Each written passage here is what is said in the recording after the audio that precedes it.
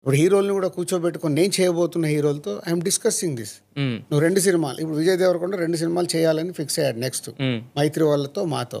నేను విజయ్తో క్లియర్గా చెప్పాను, నువ్వు 2 చేసినా డివైడ్ చేసివు. మైత్రి వాళ్ళకి 20 days ఇవ్వు, నాకు 20 days మేము ప్లాన్ చేసుకుంటాం. తర్వాత రిలీజ్ అనేది హీరోగా నువ్వు, బట్ వర్కింగ్ డేస్ నాకు పెంచుకోవాల్సిన అవసరం లేదు. నాకు 5 బంచులు 100 days ఇచ్చాయి, 5 bunches అయిపోయింది కదా. నాకు 5 నెలల బదులు 8 నెలలు నా సినిమా అయిపోద్ది. అక్కడి నుంచి పోస్ట్ ప్రొడక్షన్ చేసుకుంటాం. రిలీజ్ అనేది హీరో ఇష్టం. నువ్వు మైత్రి ముందు చేయాలనుకున్నా మైత్రి చేసుకో, లేదు సార్ మీది రెడీ ఉంటే మీరు చేయాలంటే నాకు ఇచ్చే. Hero you take call, not production houses. విజయ్కి నేను చెప్పాయి హీరో ఏది ఉంటుంది అలా చేయగలిగినప్పుడు ఫాస్ట్గా అవుతాయి. ఇప్పుడు విజయ్ టార్గెట్ పెట్టుకున్నాడు, మార్చి లోపల విజయ్ దేవరకొండ ఈ 2 సినిమాలు ఫినిష్ చేయాలి అంతే. మార్చిలో ఇట్స్ గుడ్. నేను విజయ్తో అదే డిస్కస్ చేశాను.